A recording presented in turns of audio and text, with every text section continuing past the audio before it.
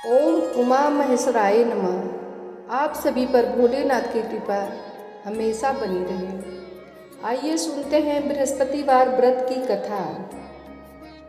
किसी गांव में एक साहूकार रहता था, जिसके घर में अन्न, वस्त्र, धन किसी की कोई कमी नहीं थी। परंतु उसकी स्त्री बहुत ही कृपण थी, किसी भिक्षार्थी को कुछ नहीं देती, सारे दिन घर के काम काज में लगी रहती।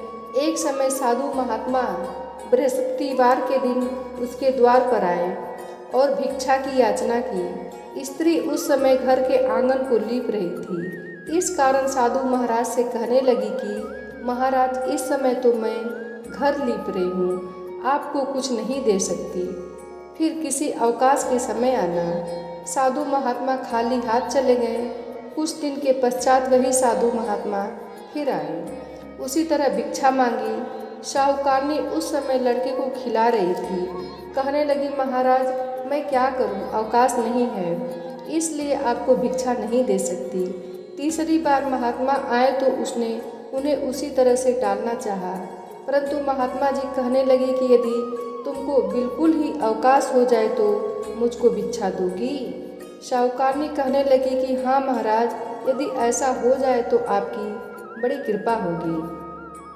साधु महात्मा जी कहने लगे कि अच्छा, मैं एक उपाय बताता हूँ। तुम बृहस्पतिवार को दिन चढ़ने पर उठो और सारे घर में झाड़ू लगाकर कूड़ा एक कोने में जमा करके रख दो। घर में चौका इत्यादि मत लगाओ। फिर स्नान आदि करके घर वालों से कह दो उस दिन सब हजामत अवश्य बनवाएं।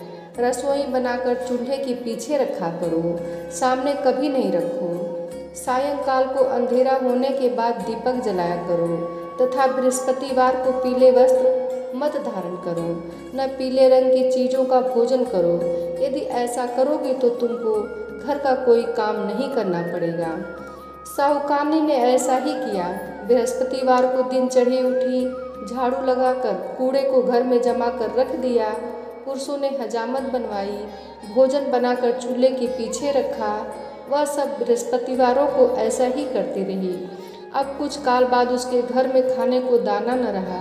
थोड़े दिनों में महात्मा फिर आए और भिक्षा मांगी, परंतु सेठानी ने कहा, महाराज, मेरे घर में सब कुछ था तब भी कुछ नहीं देती थी, अब पूरा पूरा अवकाश है तब भी कुछ नहीं दे रही हो, तुम क्या चाहती हो वह कहो। तब सेठानी ने हाथ जोड़कर प्रार्थना की, महाराज, अब कोई ऐसा उपाय कहेंगे वैसा ही करूँगी।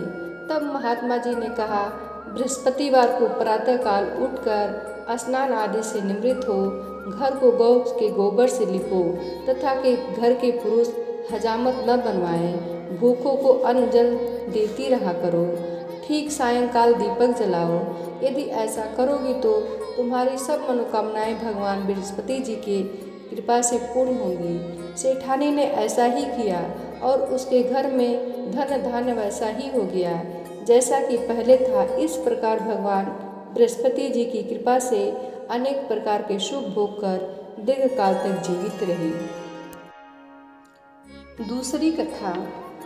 एक दिन इंद्र बड़े अहंकार से अपने सिंहासन पर बैठे थे और बहुत से देवता, ऋषि, गंधर्व, किन्नर आदि सभा में उपस्थित थे। जिस समय बृहस्पति जी वहां पर आए तो सब के सब उनके सम्मान के लिए खड़े हो गए, परंतु इंद्र गर्व के मारे खड़ा न हुआ। यद्यपि वह सदैव उनका आदर किया करता था। बृहस्पति जी अपना अनादर समझते हुए वहां से उठकर चले गए। तब इंद्र को बड़ा शोक हुआ कि देखो, मैंने गुरु जी का अनादर कर दिया, मुझसे बड़ी भारी भूल हो गई। गुरु जी के आशीर्वाद से ही मुझको यह वैभव मिला है, उनके क्रोध से यह सब नष्ट हो जाएगा, इसलिए उनके पास जाकर उनसे क्षमा मांगनी चाहिए, जिससे उनका क्रोध शांत हो जाए और मेरा कल्याण होवे। ऐसा विचार कर इंद्र उनके स्थान पर गए। जब बृहस्पति जी ने अपने योग बल से यह जान लिया कि इंद्र क्षमा मांगने के लिए यहाँ आ रहा है, तब क्रोधवश उससे भेंट करना उचित न समझकर अंतर्ध्यान हो गए। तब इंद्र ने बृहस्पति जी को घर पर न देखा, तब निराश होकर लौट आए। जब दैत्यों के राजा वृषवर्मा को यह समाचार विदित हुआ तो अपने गुरु शुक्राचार्य की आज्ञा से इंद्रपुरी को चारों तरफ से घेर लिया। गुरु की कृपा न होने के कारण देवता हारने व मार खाने लगे। तब उन्होंने ब्रह्मा जी को विनयपूर्वक सब वृत्तांत सुनाया और कहा कि महाराज, दैत्यों से किसी प्रकार बचाइए। तब ब्रह्मा जी कहने लगे कि तुमने बड़ा अपराध किया है, जो गुरुदेव को क्रोधित कर दिया। अब तुम्हारा कल्याण इसी में हो सकता है कि त्वष्टा ब्राह्मण का पुत्र विश्वरूपा बड़ा तपस्वी और ज्ञानी है, उसे अपना पुरोहित बनाओ तो तुम्हारा कल्याण हो सकता है। यह वचन सुनते ही इन त्वष्टा के पास गए और बड़े विनीत भाव से त्वष्टा से कहने लगे कि आप हमारे पुरोहित बनिए, जिससे हमारा कल्याण हो। तब त्वष्टा ने उत्तर दिया कि पुरोहित बनने से तपोबल घट जाता है, परंतु तुम बहुत विनती करते हो, इसलिए मेरा पुत्र विश्वरूपा पुरोहित बनकर तुम्हारी रक्षा करेगा। विश्वरूपा ने पिता की आज्ञा से पुरोहित बनकर ऐसा यत्न किया कि हरि इच्छा से इंद्र विश्ववर्मा को युद्ध में जीतकर अपने इंद्रासन पर स्थित हुआ। विश्वरूपा के 3 मुख थे। एक मुख से वह सोमपल्ली लता का रस निकाल पीते थे, दूसरे मुख से वह मदिरा पीते, तीसरे मुख से अन्न आदि भोजन करते। इंद्र ने कुछ दिनों उपरांत कहा कि मैं आपकी कृपा से यज्ञ करना चाहता हूँ। जब विश्वरूपा की आज्ञा अनुसार यज्ञ प्रारंभ हो गया, तब एक दैत्य ने विश्वरूपा से कहा कि तुम्हारी माता दैत्य की कन्या है, इस कारण हमारे कल्याण के निमित्त एक आहुति दैत्यों के नाम पर भी दे दिया करो तो अति उत्तम बात होगी। विश्वरूपा उस दैत्य का कहा मानकर आहुति देते समय दैत्य नाम भी धीरे से लेने लगा। इसी कारण यज्ञ करने से देवताओं का तेज नहीं बढ़ा। इंद्र ने यह वृत्तांत जानते ही क्रोधित होकर विश्वरूपा के 3 सर काट डाले। मद्यपान करने से भंवरा, सोमपल्ली पीने से कबूतर और अन्न खाने से मुख से तीतर बन गया। विश्वरूपा के मरते ही इंद्र का स्वरूप ब्रह्म हत्या के प्रभाव से बदल गया। देवताओं के 1 वर्ष पश्चाताप करने पर भी ब्रह्म हत्या का वह पाप छूटा नहीं। तो सब देवताओं के प्रार्थना करने पर ब्रह्मा जी बृहस्पति जी के सहित वहाँ आए। उस ब्रह्म हत्या के 4 भाग किए, उनमें से एक भाग पृथ्वी को दिया। इसी कारण कहीं कहीं धरती ऊंची नीची और बीज बोने के लायक भी नहीं होती। साथ ही ब्रह्मा जी ने यह वरदान दिया, जहाँ पृथ्वी में गड्ढा होगा कुछ समय पाकर स्वयं भर जाएगा। दूसरा वृक्षों को दिया, जिससे उनमें से गोंद बनकर बहता है। इस कारण गूगल के अतिरिक्त सब गोंद अशुद्ध समझे जाते हैं। वृक्षों को यह वरदान दिया, इसी कारण स्त्रियां हर महीने रजस्वला होकर पहले दिन चांडालनी, दूसरे दिन ब्रह्मघातिनी, तीसरे दिन धोबिन के समान रहकर चौथे दिन शुद्ध होती हैं और संतान प्राप्ति का उनको वरदान दिया। चौथा भाग जल को दिया, जिससे फेन और सिवाल आदि जल के ऊपर आ जाते हैं। जल को वरदान मिला कि जिस चीज में डाला जाएगा वह बोझ में बढ़ जाएगी। इस प्रकार इंद्र को ब्रह्म हत्या के पाप से मुक्त किया। जो मनुष्य इस कथा को पढ़ता या सुनता है, उसके सब पाप बृहस्पति जी की कृपा से नष्ट हो जाते हैं। बृहस्पतिवार की सबसे प्राचीन कथा। कहते हैं कि किसी नगर में एक बहुत बड़ा व्यापारी रहता था। वह जहाज़ों में माल लदवाकर दूसरे देशों को भेजा करता था और खुद भी जहाज़ों के साथ दूर दूर के देशों को जाया करता था और इस तरह खूब धन कमा कर लाता था। उसकी गृहस्थी खूब मज़े से चल रही थी। वह दान भी खूब जी खोल कर करता था और उसका इस तरह से दान देना उसकी स्त्री को बहुत पसंद न था। वह किसी को दमड़ी देकर खुश न थी। एक बार जब सौदागर माल जहाज में भरकर किसी दूसरे देश को गया हुआ था, तो पीछे से बृहस्पति देवता साधु का रूप धारण करके उसके मकान में कंजूस पत्नी के पास पहुँचे और भिक्षा की याचना की। उस व्यापारी की पत्नी ने बृहस्पति देवता से कहा, महात्मा जी, मैं तो इस दान पुण्य से बहुत तंग आ गई। मेरा पति अपना सारा धन धान्य व्यर्थ ही लुटाता है। अब आप कोई ऐसा उपाय कीजिए जिससे हमारा सारा धन नष्ट हो जाए। इससे न धन लुटेगा और न ही मुझे दुख होगा। बृहस्पति देवता ने कहा, देवी तुम भी बड़ी विचित्र हो। धन और संतान तो सभी चाहते हैं, पुत्र और लक्ष्मी तो पापी के घर में भी होनी चाहिए। यदि तुम्हारे पास अत्यधिक धन है तो इससे तुम दिल खोलकर पुण्य कार्य करो।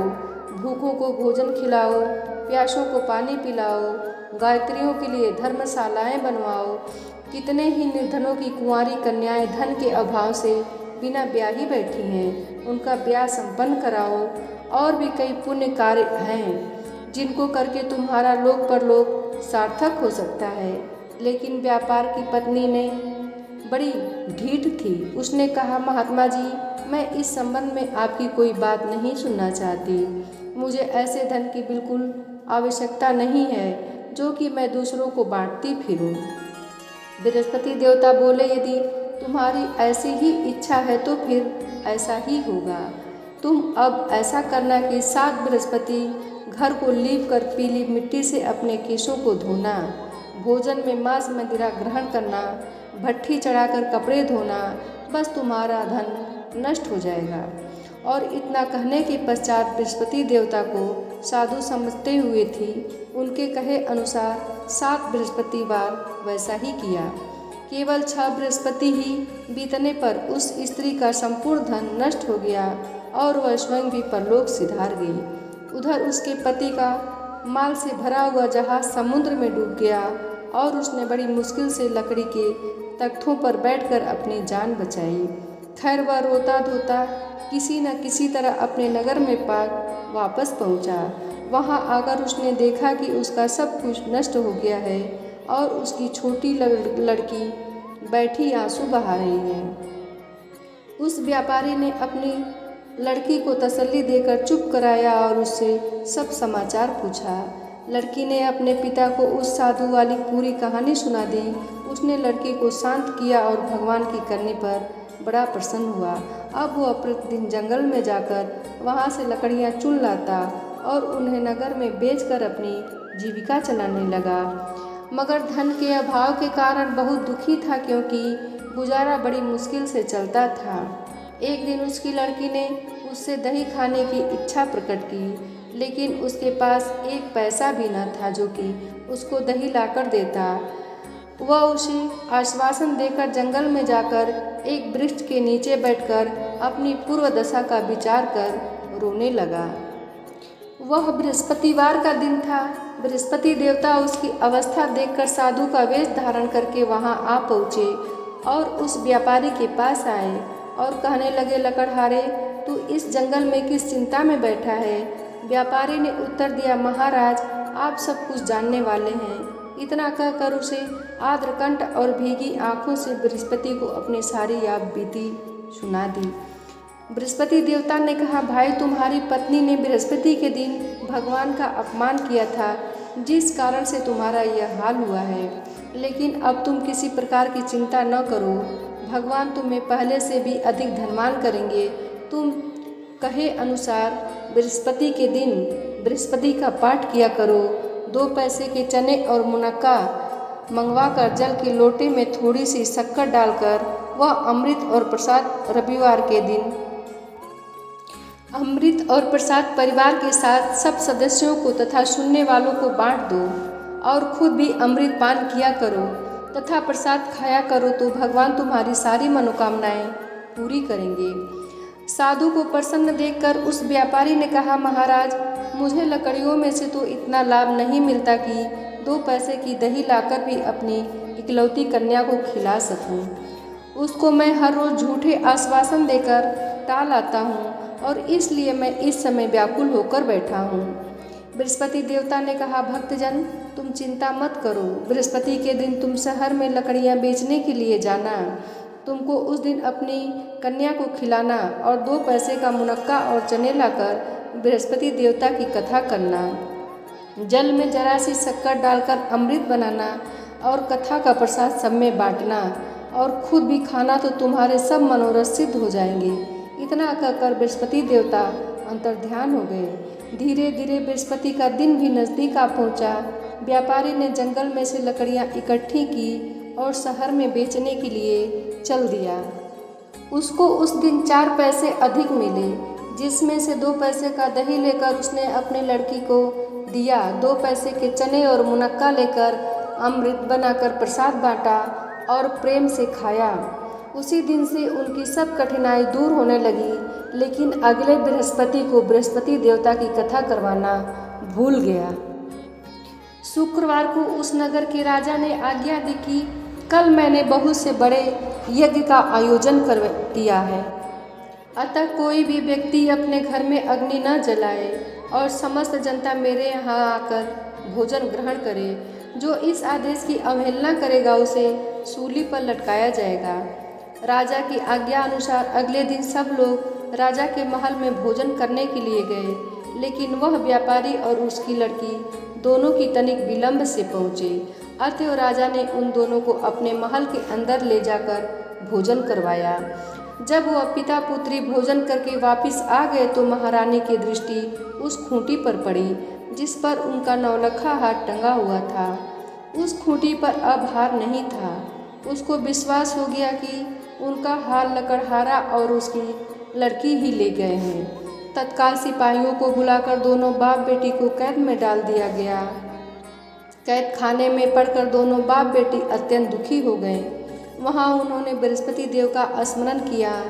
बृहस्पति देवता वहाँ प्रकट हो गए और कहने लगे, भक्तराज, तुम पिछले सप्ताह बृहस्पतिवार की कथा करना भूल गए थे, इसलिए तुम्हारा यह हाल हो गया है। अब तुम किसी प्रकार की चिंता न करो।